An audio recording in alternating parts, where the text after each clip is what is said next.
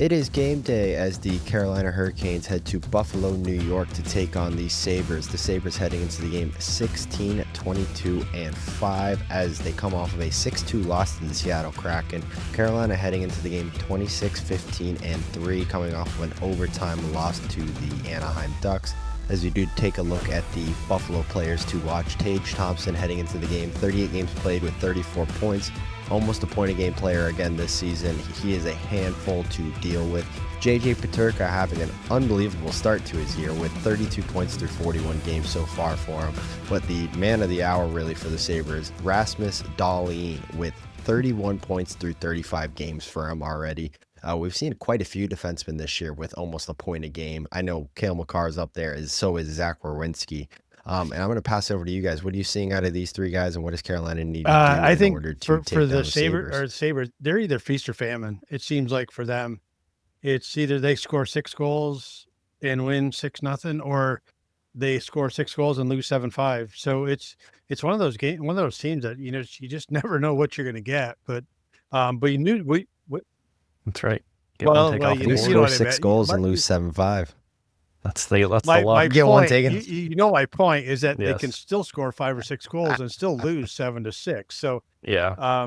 so they're just one of those teams that they have the offensive punch. There's no doubt. But man, I tell you what, they're just god awful on the defense. But but like I said, then they'll throw a curveball at you and win 6-0. So I think for them it's we just gotta push the pace and really just get in the grill and get in behind their D and crunch and pound and I think that's the good thing is that we've gotten back to that game a little bit more. So I think from the standpoint of us, I think we just have to get in and get their defensemen thinking about the game early on. And UPL is one of those guys. He's he can go up or down with how he plays the game. So getting a lot of shots, getting traffic. I know we've talked about it ad nauseum, but traffic and pounding the D early in the game is going to be key to this one. Yeah, I think for Buffalo, it's more of an effort thing. I think they have the skill. It's obvious when they score, 6 in a game.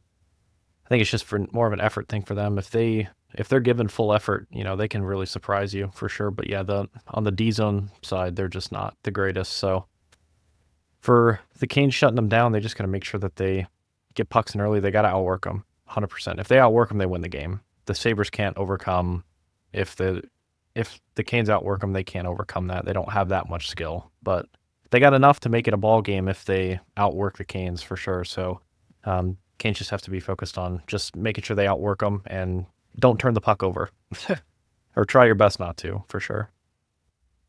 Yeah. Biggest thing for me is maintain the neutral zone. If we choke up the neutral zone, they have no offensive threat. They can't sustain an offensive zone pressure, and that's what we've seen from them so far this year. Teams that can choke them through the middle of the ice tend to have a ton of success. I mean, Seattle, first period, didn't do it at all. Was down 2-0. Rest of the game, they didn't allow them to generate any speed through the neutral zone, end up winning the game 6-2. So they score 6 through 2 periods because it just is a complete trap from basically the bottom down, because that's the only way Buffalo gets their offense. They get it off quick transitions, couple 2-3 passes, and it's in the back of the net. They can't sustain a pressure. Carolina just has to stay on the forecheck the way Carolina can. Make sure we're playing Rod's system the right way, because when we play it the right way, especially against a team like Buffalo, it shouldn't even be a contest, as you're saying, Cam. Like if we do what we need to do, it should be very straightforward, narrow. This should be a win in the win column. It might not always be the prettiest one, especially against a team like Buffalo, because while, yes, they do struggle to score at times, they have guys that can score on one chance. So you give up, many of those, and all of a sudden you're